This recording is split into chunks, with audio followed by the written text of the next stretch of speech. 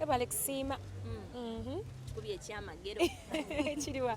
Tubadde omukwano gwaddawo the post wakula ku birthday leero gusi. Teguvangaawo. Wali okaabamu emabega kaabo. Nze nga nkaabira ki mukwano? Yeah, of course. They're two different people. Bateerera bali bakusumbuwa. Tebaggwayo abantu bo babangayo. Yeah, bwe bulamu butambuliramu. Okay. Kyakuwa kyakuyiga ki mu nsonga eno because si kyangu. Okola ki? Vanti no bashiba holi kibakuvuma eno ate ngo enokolagana ne mukama waabwe. No, it's really something chotalina kuforcinga but mu bulamu bibaawo. It's part of our business. Ebiseera ebisinga tosubira buli muntu ajja kwagala kyokola. So we keep pushing. Okola byolina kukola. Okay. Omwadinga ne Sheebah, did you talk about this that your team always attacks me? Sometimes n'abantu abattackinga abantu abalala what bamanyi personally. So I feel like I don't know every spice gadget out there. Naye nga bali ebanwanira n'entalo nange ze simanyi. So ebibeerawo mu bulamu cause nkimanyi it's part of life. Eri omuntu nga yeewa abafaani oyo alowooza ali ggwe. So ng'ajja kulwana n'ekyotayagala kulwana n'ebitakukwata kojja kwesanga nga ye kimukwatako nnyo. So mwakitanga abantu. Tekibangawo.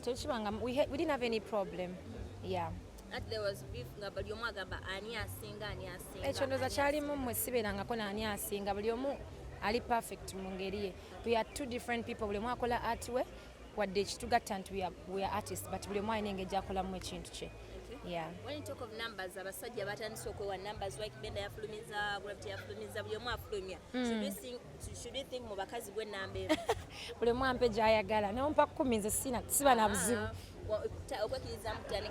Yeah, of course buli omu amanyi wakabi obanga okera n'ojja ku mulimu gwo n'okola wannamawulire whatever you doing omanya nti nemba siri wakabi kati nkolerera kubeera wakabi but ffe kyaffe kyanjawulo bye tukola okolera abantu nyimba tuzimbira abantu tozeeyimbira bivulu era bajja tusupporting abantu so tosobola kwewa numbers omuntu omuleka n'akola ki n'ajajinga nga bw'ayagala nyinza okuba nga ni namba emu omuntu omu ate omulala ndi namba 10 oba ndi namba 2 so it's up to the people kubanga betukolera.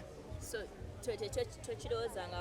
kubanga I've seen so many posts z'abantu buli omu ng'akuteeka mu namba gy'ayagala kitegeeza nti buli muntu alina opinion ye ate ye alina bw'akutwala so kati kizibu nnyo gamba nze ndi namba emu because you're saying you're number 1 but ku mutima oyinza oba number 2 so you leave it to the people but deciding ebo because at the end of the day ffe tukolera abantu. Okay,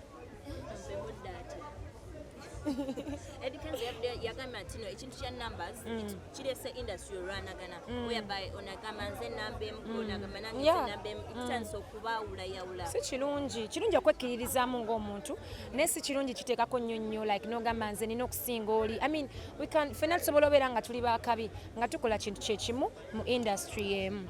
We don't have to fight for numbers because at the end of the day tusharinga ne bafan. Fans are my fans.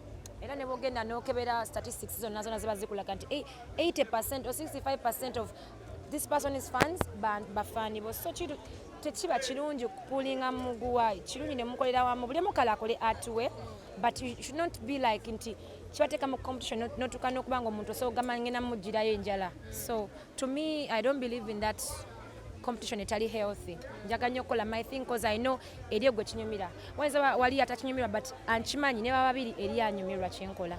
Yeah. Numbers I think should be in our hearts because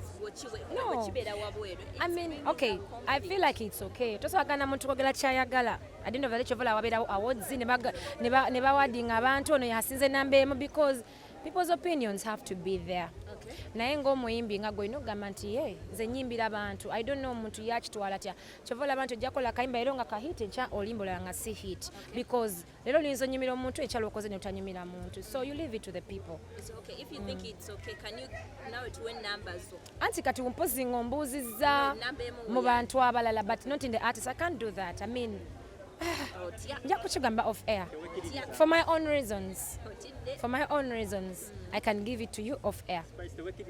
Okola ki ate nze ndi mugabi wa award n'okuwa enamba I'm an artist I'm not here to judge I'm not here opinion yange outside I can give it to you I can even keep it to myself but sina lukusa ludano tutandika kuwa numbers kubanga si mulimu gwange my job is to sing I'm an artist siri mulamuzi okitegeera siri mutegesi wa awards maybe when ndiva neteka award nja kujja mbage banange zono yansingidde noli noli, but for now my job is to sing and appreciate people's art. Okay, your show is around the corner. Yeah. Banange, 95% ready. Our rehearsals to breaking her off ndo zamandi. Kitegeeza that we've had rehearsals for a long time.